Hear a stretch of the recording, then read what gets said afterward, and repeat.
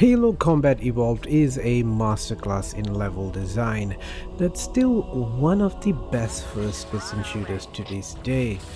Well, for the most part.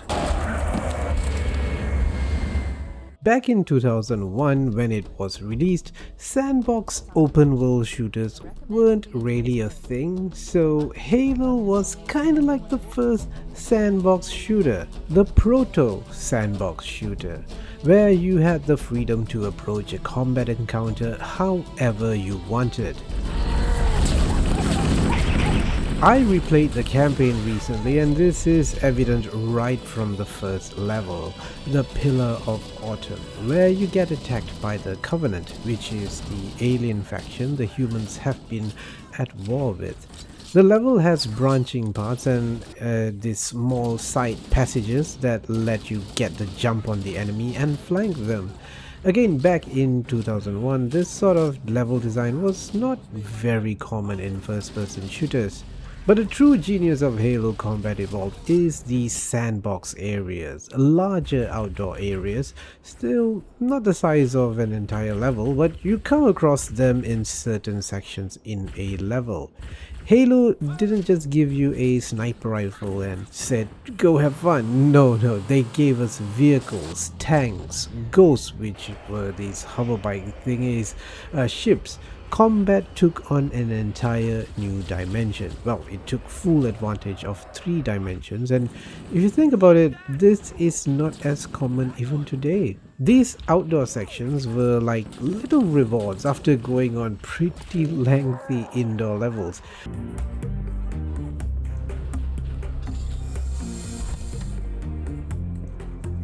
So coming across a large area with enemies all around, this was like a gift from Bungie, going, okay, so you've suffered enough, now go have fun.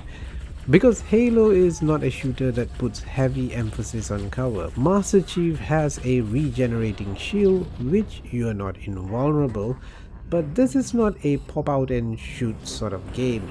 And these outdoor sandbox areas are a great showcase of that. There isn't an abundance of cover, but what you have is the element of surprise. The entrance to the control center is located at the top of the pyramid. Let's get up there. What are the enemies you will be facing? Where are they? Who should you attack first? Should you even attack them at all? This is where you will experiment your approach to these levels, and you will have to experiment quite a few times.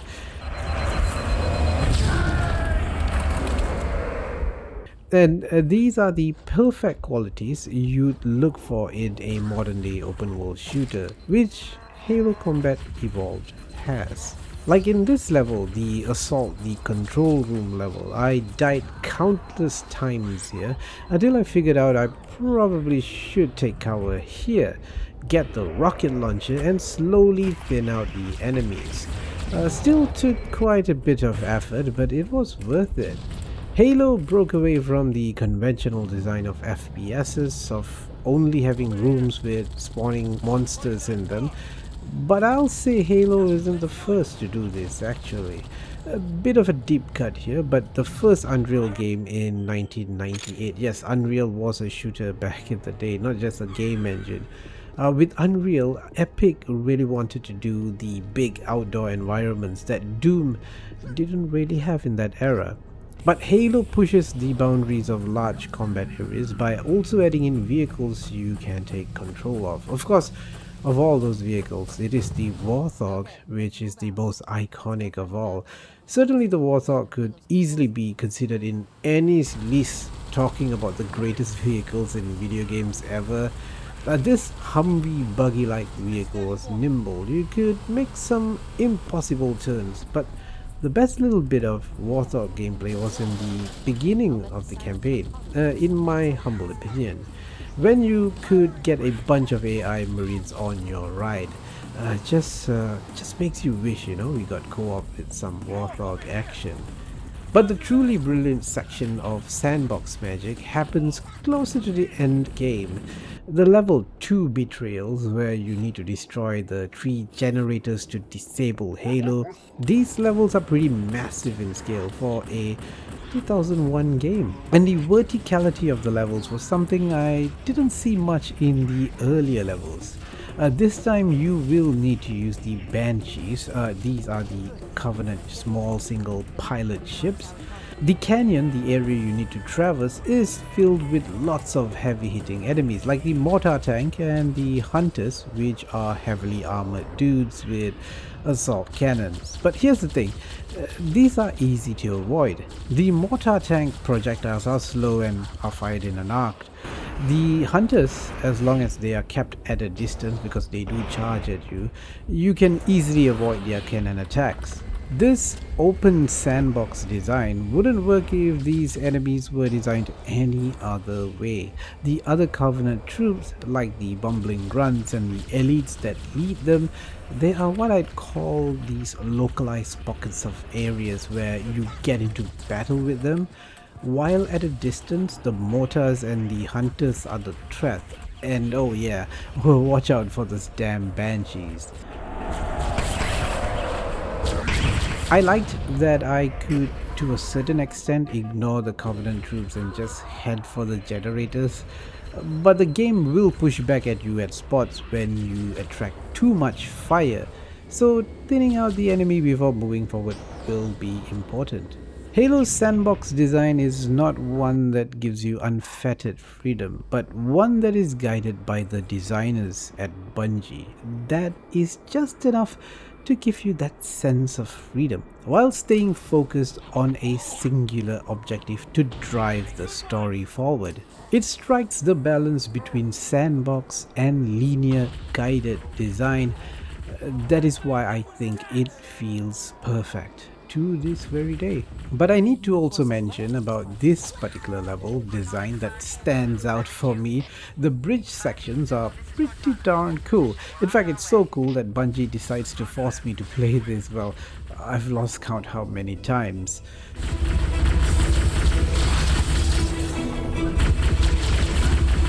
So the bridge section is a gauntlet where you need to get across, and the bridge has 2 decks. There are glass panels on the top deck that shatter and you can drop to the lower deck. It leads to some frantic action as you just run and gun and occasionally take cover to regenerate your shield.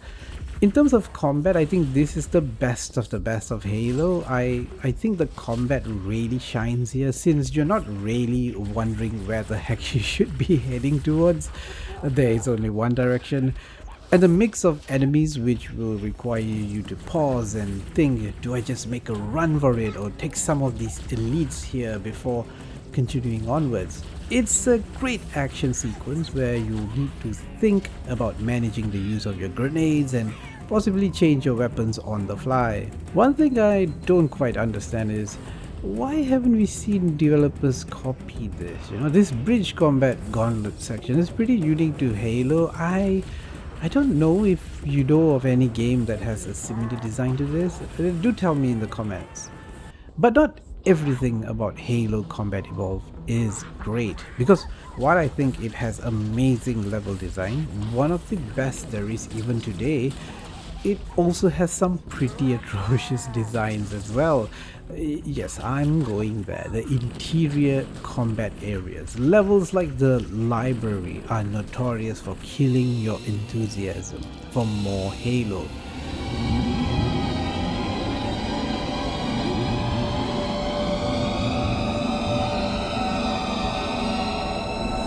We must collect the index before we can activate the installation.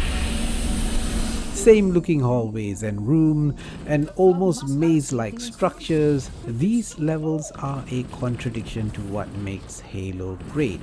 In fact, I felt even the levels before the flood was revealed, the assault on the control room, was also pretty drab. The same type of rooms, same textures for walls, it all becomes a blur after a while, and It will take a while. As I said, it was designed like a maze, and you've got to find your way around these samey looking rooms.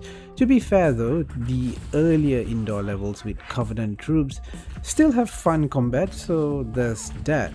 But the library and the flood reveal, which by the way feels so alien inspired, there's this whole analog horror vibe sequence as you see from the perspective of one of the marines discovering this horrific bunch of parasites. But the flood turns Halo on its head. No longer are you enjoying great combat. You get the shotgun for maximum close range damage on these horde enemies, where your objective becomes surviving the onslaught. From a story standpoint, I think it's cool they have a gameplay and even tonal shift for the end game, but it's just not as fun to play as the earlier levels. And I actually think it's on purpose. I mean, just hear me out here. Bungie was certainly in on the slog of a level design, especially in the library level. They named this chapter, but I don't want to ride the elevator, acknowledging the mind-numbing level design. I think they want us as players to feel that slog, you know. Survival isn't a nice, fun thing. It is a slog. It's stressful, depressing. You just want to get it over with as soon as possible, but it never seems to end.